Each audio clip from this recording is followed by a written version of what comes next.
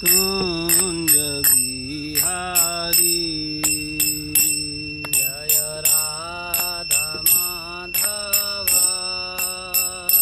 जय कुंज बिहारी जय राधा माधव जय कुंज बिहारी जय राधा माधव जय कुंज बिहारी जय गोपी जन वल्लभ जय गिरिवरधारी जय गोपी जन वल्लभ जय गिरिवरधारी जय गोपी जन वल्लभ जय गिरिवरधारी जय गोपी जन वल्लभ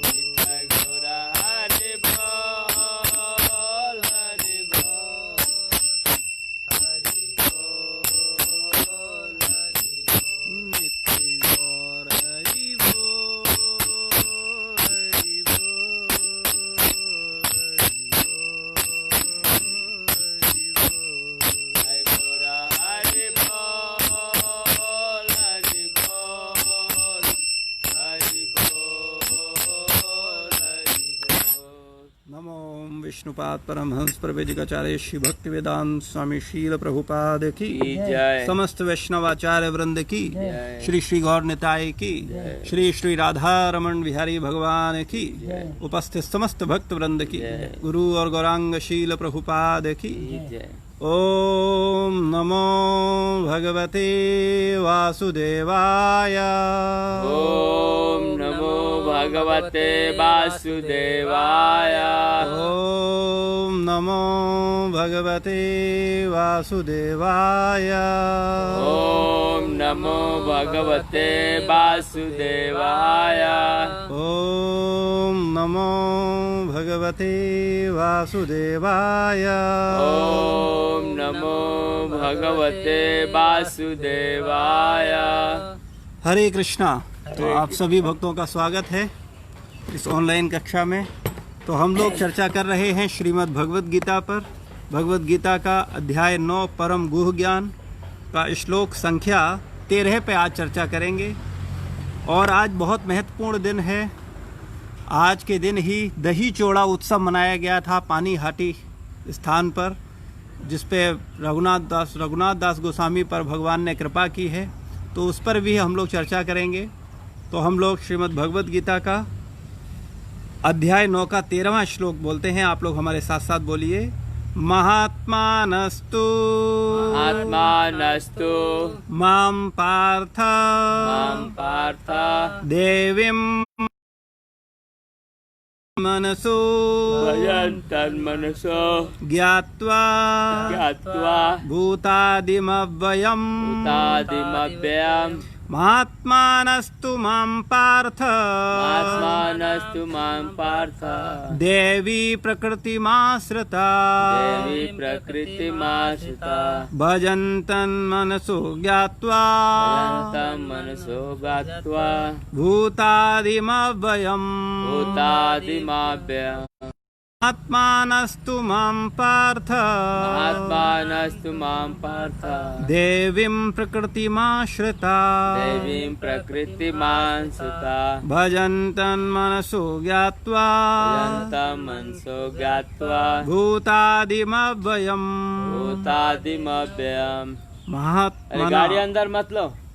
महात्मना महापुरुष तो लेकिन माम मुझको पार्थ हे प्रथा पुत्र देवीम देवी प्रकृतिम प्रकृति के आश्रिता शरणागत भजंती सेवा करते हैं अनन्य मनसा अविचलित मन से ज्ञात्वा जानकर भूत सृष्टि का आदिम उद्गम अव्यय अविनाशी। इस श्लोक का अर्थ तात्पर्य शील प्रभुपाद जी के द्वारा। शील प्रभुपाद की जय।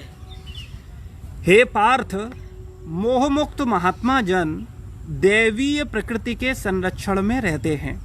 वे पूर्णतः भक्ति में निमग्न रहते हैं क्योंकि वे मुझे आदि तथा अविनाशी भगवान के रूप में जानते हैं। तात्पर्य, इस श्लोक में महात्मा का वर्णन हुआ है।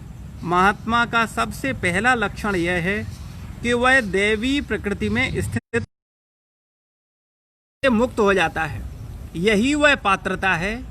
ज्यों ही कोई भगवान को शरणागत हो जाता है वह भौतिक प्रकृति के वश से मुक्त हो जाता है। यही मूलभूत सूत्र है। तटस्था शक्ति होने के कारण जीव ज्यों ही भौतिक प्रकृति के वश से मुक्त होता है त्यों ही वह आध्यात्मिक प्रकृति के निर्देशन में चला जाता है।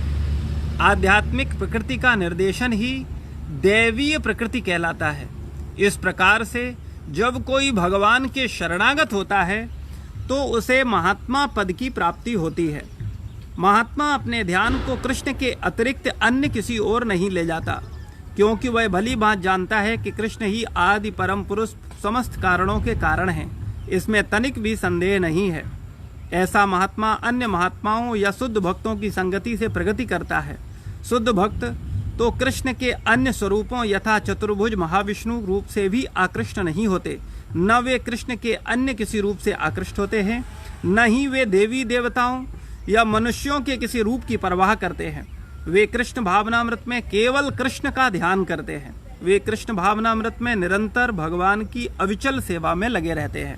ओम अज्ञानतिमिरान्धस्य ज्ञानञ्जनशलाकया चक्षुरुमिलितं येन तस्मै श्रीगुरुवे नमः। श्रीचैतन्यमनोभीष्टं स्थापितं येन भूतले स्वयं रूपा कदा मह्यं ददाति स्वपदान्तिकं। वन्देऽहं श्रीगुरो श्रीयुतपदकमलं श्रीगुरुन् वैष्णवांश्च श्रीरूपं साग्रजातं सहगणरघुनाथान्वितं तं सजीवं सावद्वैतं सावधूतं परिजनसहितं कृष्णचैतन्यदेवं श्रीराधा कृष्णपादान् सहगणललिता श्रीविशाखान्वितांश्च। हे कृष्ण करुणा सिंधु दीनबन्धु जगत्पते गोपेश गोपिका कांत राधा कांत नमोस्तुते। तप्त कांचनी गौरांगी राधे वृंदावनेश्वरी वृषभानुसुते देवी प्रणमामि हरिप्रिये। वाञ्छाकल्पतरुभ्यश्च कृपा सिन्धुभ्येव च पतितानां पावनेभ्यो वैष्णवेभ्यो नमो नमः। जय श्री कृष्ण चैतन्य प्रभु नित्यानंद श्री अद्वैत गदाधर श्रीवासादि गौर भक्तवृंद। हरे कृष्णा कृष्णा कृष्णा हरे हरे हरे राम राम राम हरे हरे। नमो विष्णुपादाय कृष्णपृष्ठाय भूतले श्रीमते भक्तिवेदांत स्वामीति नामिने। नामस्ते सारस्वतदेवे गौरवाणी प्रचारिणे निर्विशेष शून्यवादी पाश्चात्य देश तारिणे।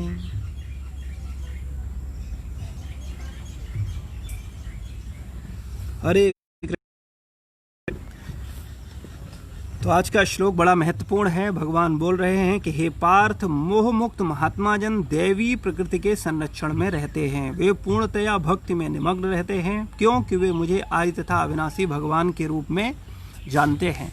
कल हम लोगों ने चर्चा किया था, जब भगवान बोल रहे थे कि जो आसुरी स्वभाव के लोग हैं, नास्तिक विचारों के प्रति जो आकृष्ट हैं, ऐसे लोग मोहग्रस्त होते हैं और उनकी मुक्ति की आशा, उनके सकाम कर्म तथा ज्ञान के अनुशीलन सभी निष्फल हो जाते हैं।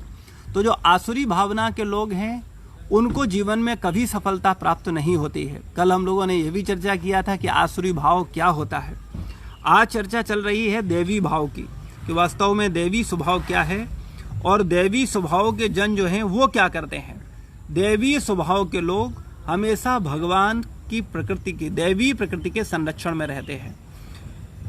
दो प्रकार की भावनाओं के लोग संसार में हैं, एक आसुरी प्रधान लोग, आसुरी स्वभाव प्रधान लोग, और एक दैवीय स्वभाव प्रधान लोग। आसुरी स्वभाव प्रधान लोग केवल अपने ही सुख की चिंता करते हैं और अपने से जुड़े हुए जिनसे उनके स्वार्थ की सिद्धि होती है उनके सुखों की चिंता कर लेते हैं। उसके अलावा प्रत्येक व्यक्ति के कल्याण के लिए उनके हृदय में भाव नहीं होता।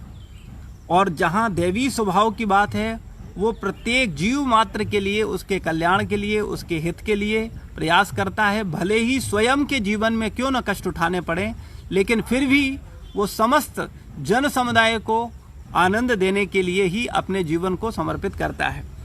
तो बोला जा रहा है कि जो मोह मुक्त, जो मोह से मुक्त हैं, ऐसे देवी प्रकृति वाले जो महात्मा जन हैं, वे भगवान की देवी प्रकृति के संरक्षण में रहते हैं। देवी प्रकृति का मतलब है भगवान के अंतरंग संबंधी।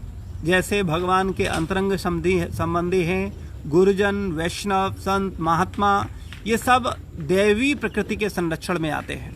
राधा रानी इसका प्रतिनिधित्व करती हैं अंतरंगा शक्ति के रूप में, और ये दैवी प्रकृति है। तो कुछ जीवात्माएं तो गुरुजन, वैष्णव, संत, महात्माओं इनके शरणागत होती हैं। उनके जीवन का लक्ष्य गुरु, संत, महात्मा, वैष्णव इनको प्रसन्न करना होता है। और वहीं दूसरी आसुरी स्वभाव के लोग या भौतिक प्रकृति से आकृष्ट लोग, जो आसुरी स्वभाव के होते हैं वो भौतिक प्रकृति को संतुष्ट करने में लगे रहते हैं या उसके संरक्षण में रहते हैं। तो भौतिक प्रकृति के अंदर हमारा जो सांसारिक जीवन है, जो शरीर है, जो परिवार है, जो रिश्तेदार हैं, जो संबंधी हैं, वो सब भौतिक संग में आते हैं। तो ये जो भौतिक संग के प्रति लोग आकर्षित हैं, उनका सानिध्य प्राप्त करते हैं, उनकी प्रसन्नता के लिए जीवन जीते हैं, वो दैवी प्रकृति के संरक्षण में नहीं होते, वो भौतिक प्रकृति के संरक्षण में होते हैं और खुद को शरीर मानते हैं। इसीलिए वो शरीर से जुड़े हुए जो शरीर हैं उन शरीरों को अपना मानते हैं। लेकिन जिन भक्तों को ये ज्ञान हो गया है कि वास्तव में वो शरीर नहीं है, वो आत्मा है, वो भगवान के अंश हैं, वो लोग देवी प्रकृति के संरक्षण में रहते हैं। वे गुरुजन तथा वैष्णव संत महात्माओं की प्रसन्नता के लिए अपने जीवन को और अपनी समस्त इच्छाओं को उनकी इच्छा की पूर्ति में समर्पित कर देते हैं और वो भक्तों के शरणागत होते हैं।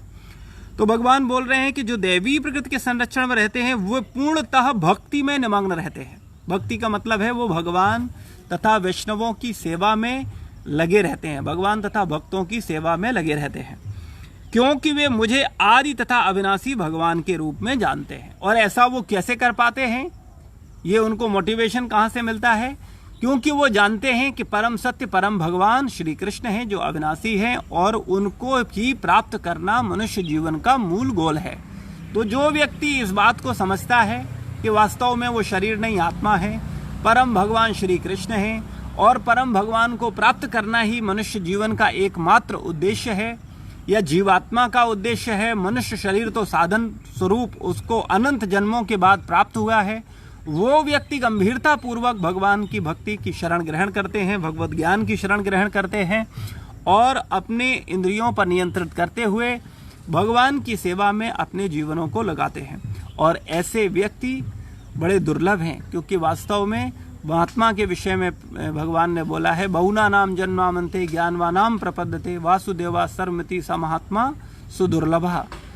बहुत जन्म जन्मांतरों के बाद जब किसी को ज्ञान होता है तब वो भगवान श्री कृष्ण की शरण में आता है और ऐसा व्यक्ति महात्मा है। और कैसा महात्मा है? सुदुर्लभा, अत्यंत दुर्लभ महात्मा है। तो इसी बात को यहाँ पर भी पुष्टि हो रही है, बता रहे हैं भगवान कि जो महात्मा है वो देवी प्रकृति के संरक्षण में है। ये उधर बात हो रही है जो सब भगवान को समस्त कारणों का कारण मान के भगवान के शरणागत होते हैं, प्रपद्यन्ते, भगवान की शरण ग्रहण करते हैं। तो भगवान की शरण ग्रहण करने का मतलब है दैवीय प्रकृति की शरण ग्रहण करना, यानी गुरुजनों की शरण ग्रहण करना, भक्तों की शरण ग्रहण करना। तो जो जीव, जो भक्त भगवान की शरण लेने के लिए, वास्तविक शरण लेने के लिए गुरु तथा भगवान के भक्तों के प्रति शरणागत होते हैं, वास्तव में वो शास्त्रों के आदेशों को गंभीरता पूर्वक समझ करके और उसके आधार पर अपने जीवन जीने को प्रयास करते हैं, जिससे उनकी आध्यात्मिक उन्नति होती है। तो हम सब लोगों को वास्तव में देवी प्रकृति के संरक्षण में जाना चाहिए। और भगवान के जो विशेष भक्त हैं, प्रभुपाद जी बोलते हैं कि जो शुद्ध भक्त है वो तो इतना अधिक उसकी एक निष्ठता होती है कि वो कृष्ण के अन्य स्वरूप यथा चतुर्भुज महाविष्णु के रूप से भी आकर्षित नहीं होता। एकमात्र वो देवी देवताओं से आकर्षित होता है, न भगवान के ही अन्य स्वरूप से, जैसे भगवान का राम अवतार है, भगवान के अन्य अवतार हैं, उन सबको वो आदर करता है, वो जानता है, लेकिन उसका आकर्षण, उसका प्रेम, उसका चिंतन एकमात्र कृष्ण पर ही स्थिर होता है। तो वे कृष्ण भावनामृत में प्रगति करते हैं। और वास्तव में जो ये श्लोक है इसमें महात्मा के स्वभाव का वर्णन हुआ है। तो महात्मा का पहला लक्षण ये है कि वह दैवी प्रकृति में स्थित रहता है, वह भौतिक प्रकृति के अधीन नहीं होता। लेकिन चूंकि हम लोग महात्मा नहीं हैं, इसलिए हम भौतिक प्रकृति के अधीन हैं, हम दैवीय प्रकृति के अधीन नहीं हैं। लेकिन जब हम दैवीय प्रकृति के अधीन होने का प्रयास करेंगे और वास्तव में प्रयास होगा हमारा, तो एक दिन निश्चित रूप से हम देवी प्रकृति के संरक्षण को प्राप्त कर पाएंगे और वास्तव में महात्मा पद को प्राप्त कर पाएंगे। लेकिन प्रश्न उठता है कि कोई महात्मा बनना नहीं चाहता। अगर किसी से पूछा जाए कि आप महात्मा बनना चाहते हो, तो कोई पब्लिक में हाथ खड़ा नहीं करेगा कि महात्मा कौन बनना चाहता है। लेकिन ये हाथ खड़ा न करने का कारण ये है चूंकि महात्मा को वो समझते नहीं है। अगर वहीं पब्लिक में सबसे पूछा जाए कि आप में से महान कौन कौन बनना चाहता है, तब हर व्यक्ति हाथ खड़ा करेगा कि हाँ, हम महान बनना चाहते हैं। लेकिन महान बनने का अर्थ ही महात्मा है, क्योंकि हम सब आत्माएं हैं और जो आत्मा वास्तव में महान कार्य करता है, सब जीवों के कल्याण के लिए कार्य करता है, भगवान की भक्ति करता है, भगवान के शरणागत होता है, वो महात्मा होता है। और महात्मा बनना ही आत्मा का मूल लक्ष्य है। बड़ी सरल भाषा में बात को समझ लीजिए कि जीवात्मा का जीवन का मूल लक्ष्य ही महात्मा बनना है, यानी महान आत्मा बनना है।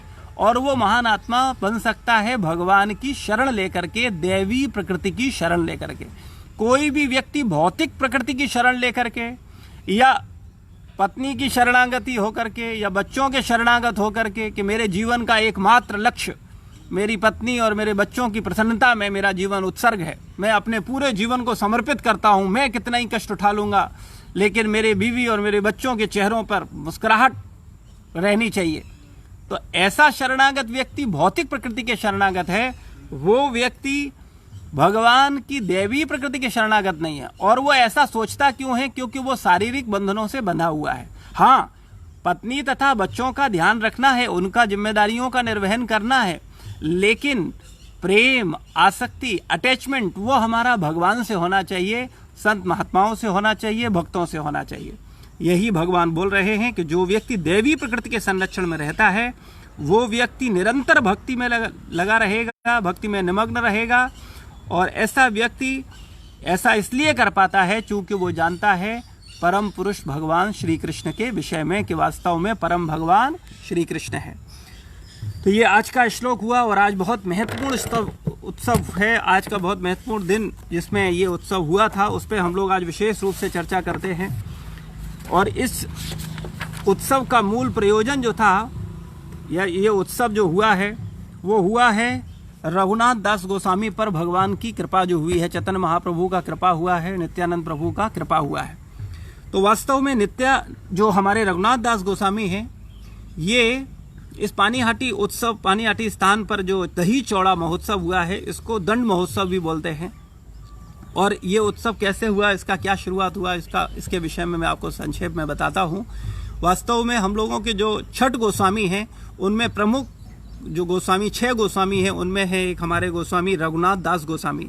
इनका जन्म 1495 में हुआ था, सप्तग्राम के निकट कृष्णपुर में हुआ था। कृष्णपुर नगर है, यहाँ पर इनका जन्म स्थान हुआ था। और ये उस जमाने में लगभग आज के 550 साल पहले की बात है। ये उस जमाने में बहुत धनी परिवार के पुत्र थे। इनके पिताजी जो थे गोवर्धन मजुमदार, वो वहाँ के जमींदार थे। और उस समय इनकी वार्षिक इनकम जो थी वो थी 20 लाख रुपए। आप सोच सकते हैं उस समय, जिस समय आप सुनते हो कि अभी आपके ज़्यादा नहीं 100 साल पहले आप क्या सुनते हो कि 1 रुपए में इतने किलो घी आता था, इतना ये होता था। उस समय जब 1 आना 2 आना चलते थे उस समय 1 रुपए की कितनी कीमत थी। उससे आप सोचो 400 साल पहले की बात है, 550 साल पहले, उस समय 20 लाख रुपए की आमदनी कितनी बड़ी आमदनी थी। तो इनके पिता का जो ऐश्वर्य था वो इंद्र के समान था, रघुनाथ दास गोस्वामी का। और ये उनकी संतान थे और ये बचपन से ही विरक्त थे। ये इनका घर परिवार संसार में मन नहीं लगता था, क्योंकि बचपन में ही इन्होंने हरिदास ठाकुर जी का संग किया था। और हरिदास ठाकुर जी के संग करने से इनको चैतन्य महाप्रभु की महिमा के विषय में ज्ञान हुआ था। और ये चैतन्य महाप्रभु से बड़े आकर्षित थे, उनका चिंतन करते थे, उनके विषय में ही ये ध्यान करते थे और बार बार उनके पास जाने का प्रयास करते थे।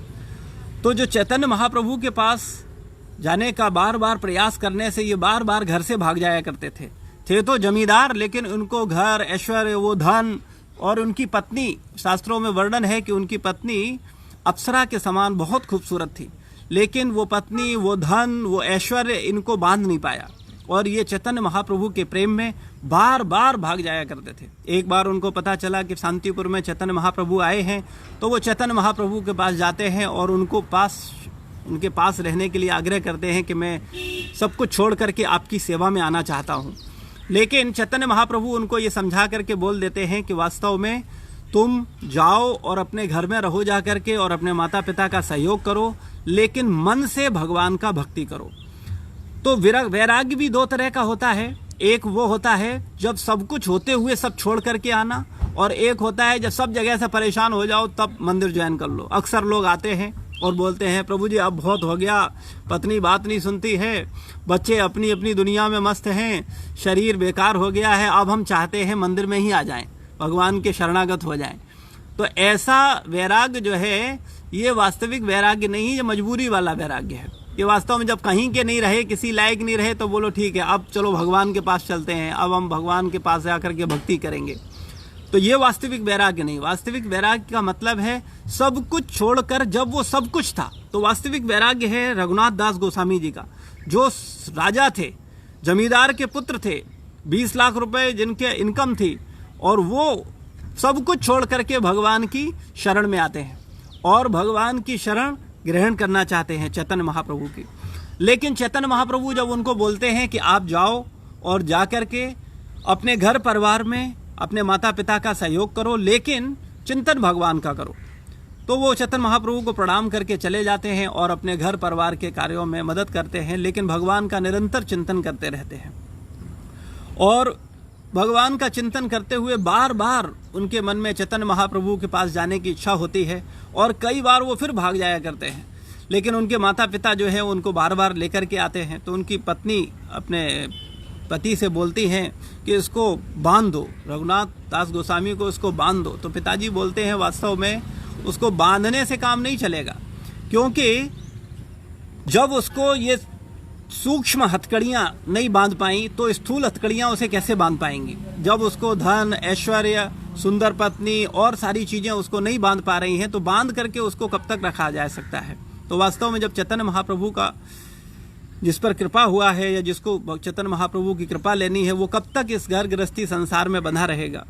तो इस तरह से रघुनाथ दास गोस्वामी घर परिवार में रहते थे। एक बार उनको पता चलता है कि नित्यानंद प्रभु आए हैं पानीहट में। तो नित्यानंद प्रभु के विषय में जैसे ही रघुनाथ दास गोस्वामी सुनते हैं तो वो तुरंत उनसे मिलने के लिए जाते हैं। और नित्यानंद प्रभु एक बरगद के वृक्ष के नीचे एक शिला पर बैठे हुए वैष्णवों के साथ चर्चा कर रहे होते हैं। तो रघुनाथ दास गोस्वामी दूर से ही उनको प्रणाम करते हैं, साष्टांग दंडवत प्रणाम करते हैं। तो उन नित्यानंद प्रभु को भक्त लोग आते हैं और बताते हैं कि रघुनाथ दास आए हैं और वो आपको इस तरीके से प्रणाम कर रहे हैं वहाँ। तो वो नित्यानंद प्रभु उनको बुलाते हैं और वो बड़ा संकोच करते हैं। तो नित्यानंद प्रभु उनको पकड़ करके लाते हैं और उनके सर पर अपना पैर रखते हैं और बोलते हैं तुम चोर हो, तुम चोर हो, तुमको दंड मिलेगा। तो अब प्रश्न उठता है कि रघुनाथ दास ने कौन सी चोरी की है।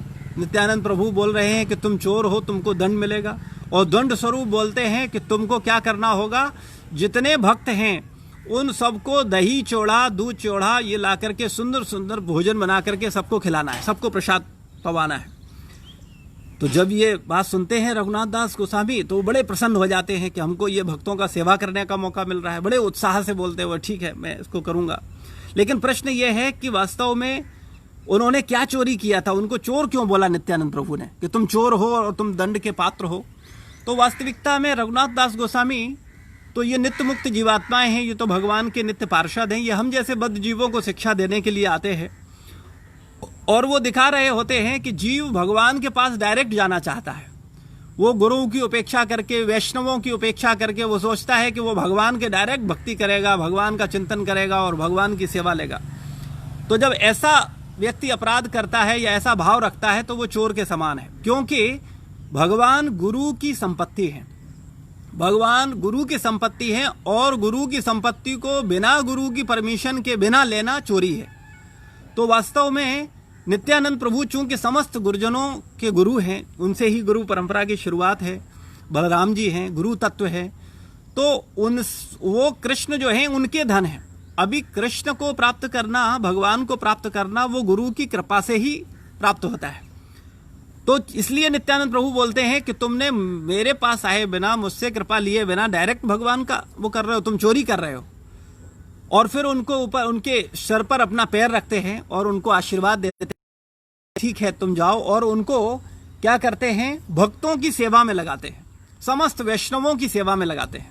तो वास्तव में जो गुरु है वो क्या करता है, जीव को सदुपदेश देके, सद्भावना दे करके समस्त भक्तों की सेवा में लगाता है।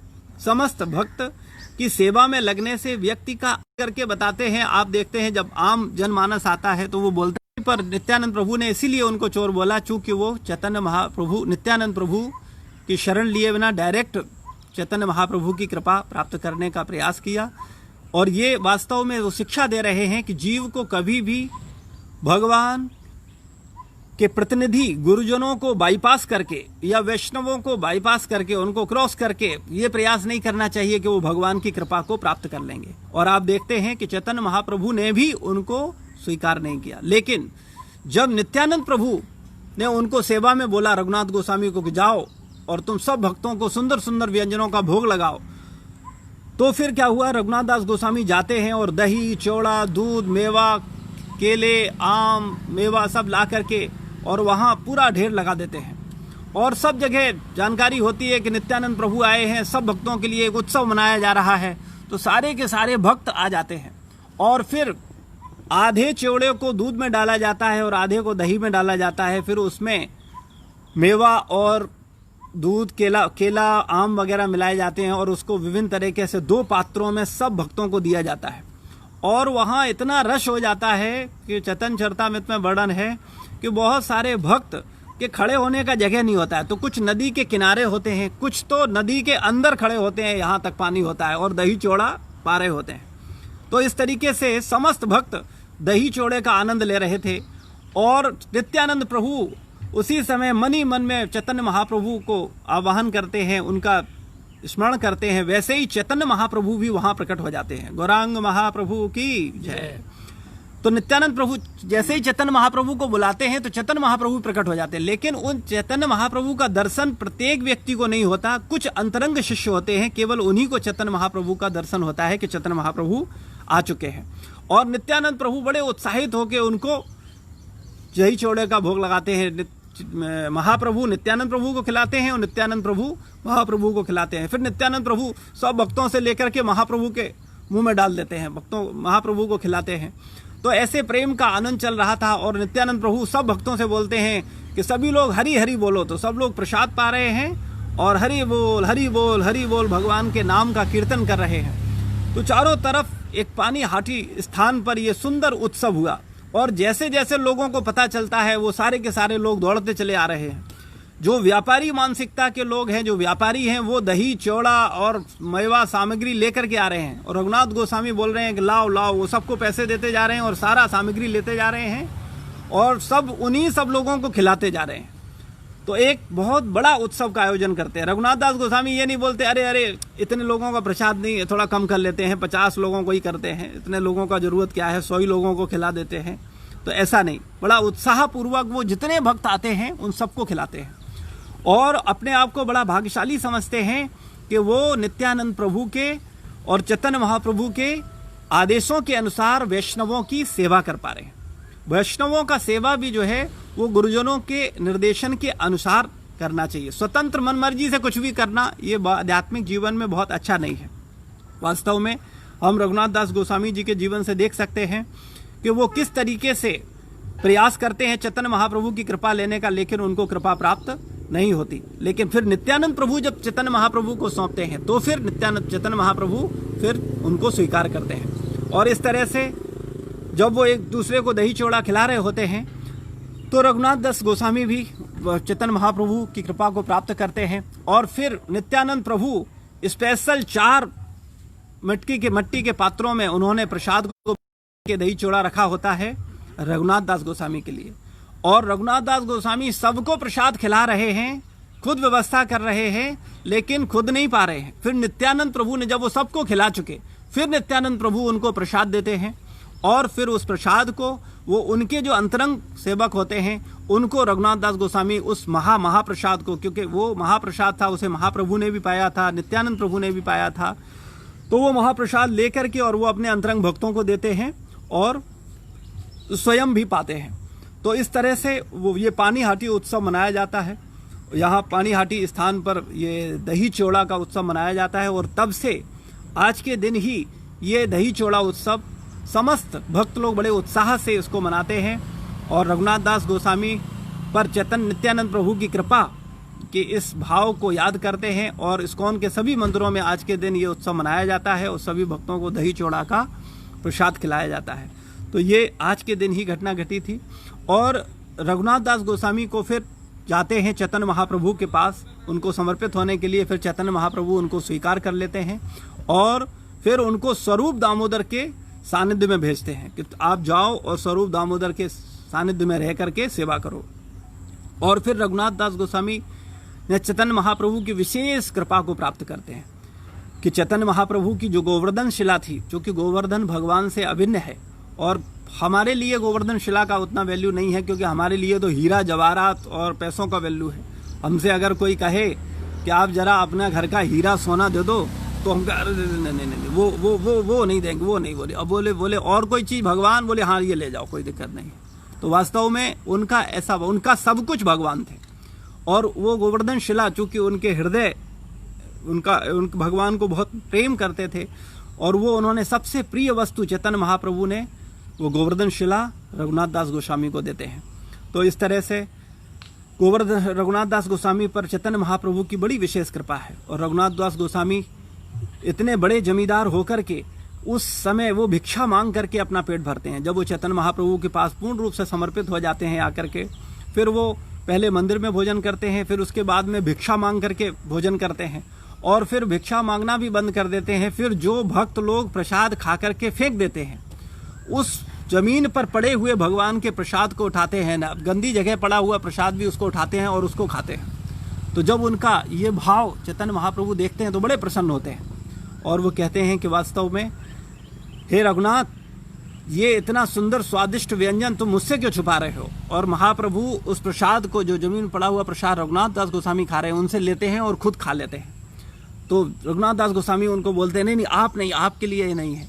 तो इस तरीके से बहुत प्रेम का आदान प्रदान होता है और रघुनाथ दास गोस्वामी बड़ा ही विरक्त जीवन जीते हैं और चैतन्य महाप्रभु के कृपा पात्र बनते हैं। हालांकि रघुनाथ दास गोस्वामी के पिता को जब पता चलता है कि उनका बच्चा भीख मांग रहा है और वो इंद्र के समान ऐश्वर्यवान थे, जिनका 20 लाख रुपए साल का इनकम था आज के 500 साल पहले, तो वो क्या करते हैं, अपने बच्चे के पास, बेटे के पास कुछ धन भिजवाते हैं कि लो तुम अच्छे से आराम से रहो, तुम भक्तों को भी खिलाओ, तुम भी खाओ, आराम से रहो। लेकिन वो उसको लेने से मना कर देते हैं। तो वास्तव में ये प्रदर्शित करता है कि जब भक्त के जीवन का एकमात्र लक्ष्य कृष्ण प्रेम होता है, तब वो पूर्ण रूप से सांसारिक विषय वासनाओं से बाहर निकल जाता है। और वास्तव में जब तक व्यक्ति के मन में ये संसार के विषयों का चिंतन रहता है, सांसारिक भोगों का चिंतन रहता है, तब तक वो वास्तव में भगवान का जो वास्तविक प्रेम है, जो वास्तविक आनंद है, उसको प्राप्त नहीं कर पाता। तो ये वास्तव में ये नित्य मुक्त जीवात्माएं हैं, भगवान के महान भक्त हैं। तो हम लोग इनके विषय में सुन करके ही हमको बड़ा आनंद मिलता है और हम लोगों को विनम्रतापूर्वक प्रयास करना चाहिए कि हम लोग इनकी कृपा के पात्र बन पाएं। हालांकि जो वास्तविक वैराग्य है, ये तो वास्तव में बड़े गुरु परंपरा के आचार्य और भक्तों की कृपा से ही हमको प्राप्त हो सकता है कि ये सामर्थ्य का विषय नहीं है। कोई चाह करके नकली रूप से नहीं कर सकता, दिखावटी नहीं हो सकता। भक्ति सिद्धांत सरस्वती महाराज प्रसाद का इतना आदर करते थे।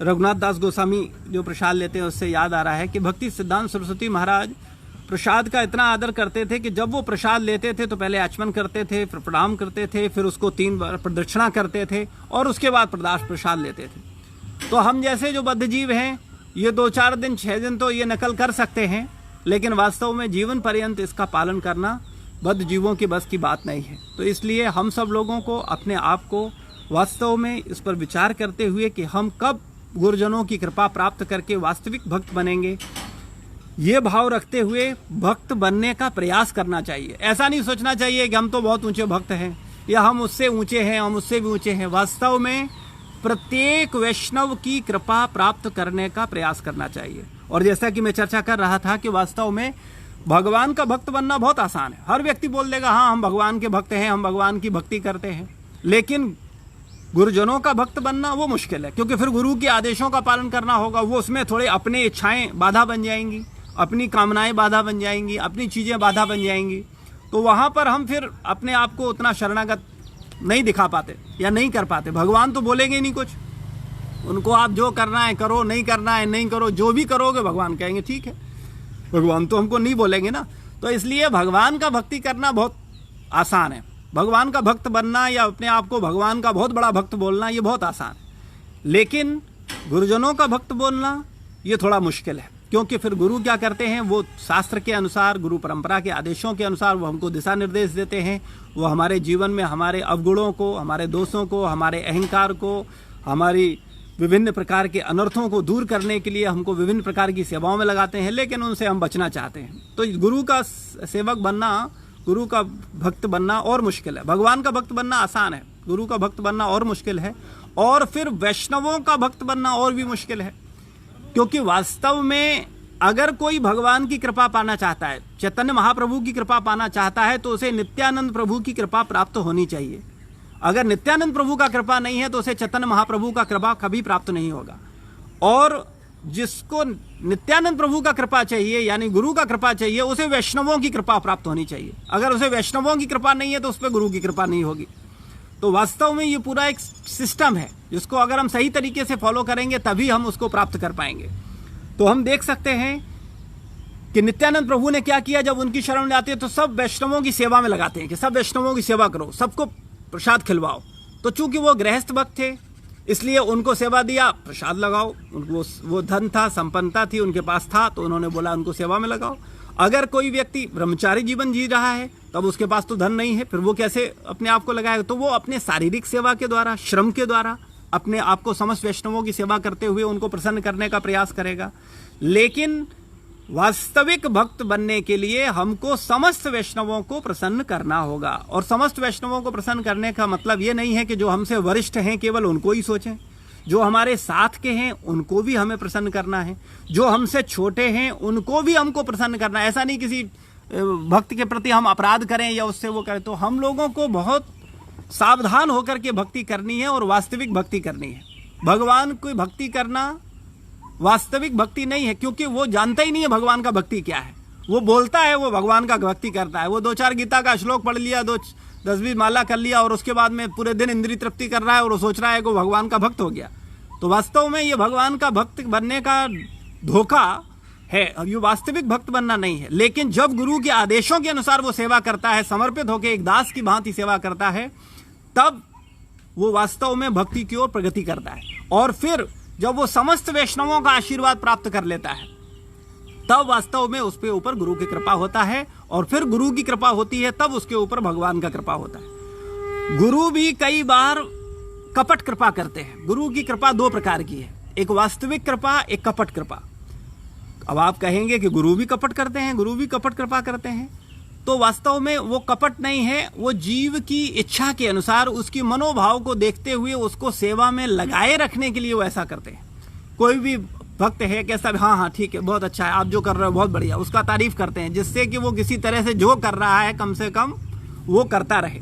लेकिन वास्तविक कृपा वो है जब गुरु जानता है कि हाँ ये सच्चा भक्त है, फिर उसको डांट भी पड़ती है, उसको सुधारा, उसको बोला नहीं ऐसा नहीं, ऐसे करो, इस तरीके से करो, क्योंकि वो उसके प्रेम भाव को देख करके, उसके वास्तविक हृदय को देख करके कि उसका मूड किस तरफ है, उसका भाव किस तरफ है, तब उसको वो चेतना, वो भाव, वो डांट का प्रसाद मिलता है। फिर वो वास्तव में अगर वो हृदय से गुरु के हृदय को जीत पाता है, तब वास्तव में गुरु का कृपा होता है और फिर उसको कृष्ण प्रेम प्राप्त होता है।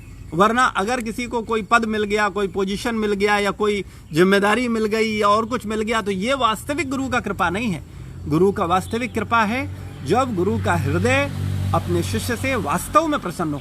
और वो तभी संभव है जब हम निष्कपट होके गुरुजनों की सेवा करेंगे। तो हमारे जो निष्कपट भाव है वो छुपा नहीं रह सकता। हमारा प्रेम भाव, हमारा आचरण, हमारा व्यवहार, हम नहीं जानते उससे ज़्यादा हमारे आचरण को, हमारे व्यवहार को, हमारी भावनाओं को गुरुजन जानते हैं। और कपटी लोग वास्तव में प्रेम के अधिकारी नहीं हैं। वो कुछ भी करते रहें। हर व्यक्ति संसार में अरबपति बनना चाहता है, बनता थोड़ा ही है। हर व्यक्ति कृष्ण प्रेम प्राप्त करना चाहता है, लेकिन अपने कपट व्यवहार के कारण उसको मिलता थोड़ा ही है। वो बहुत कुछ करता है, वो जितना कपट है सब कुछ लगा देता है, सब कुछ करने का कोशिश करता है, लेकिन नहीं होगा।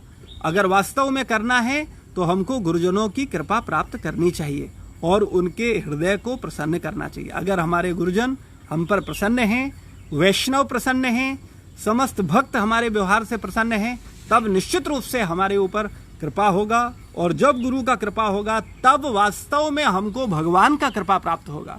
भगवान की कृपा इतनी सस्ती नहीं है कि 2 श्लोक करने से हमको भगवान का कृपा मिल जाएगा। तिलक लगा लिया, अड़ोसी पड़ोसी बोलने लगे, अरे अरे ये तो बड़े भक्त हैं, ये तो बड़ा हरे कृष्ण महामंत्र करते हैं, ये तो मंदिर जाते हैं, ये तो धोती कुर्ता पहनते हैं।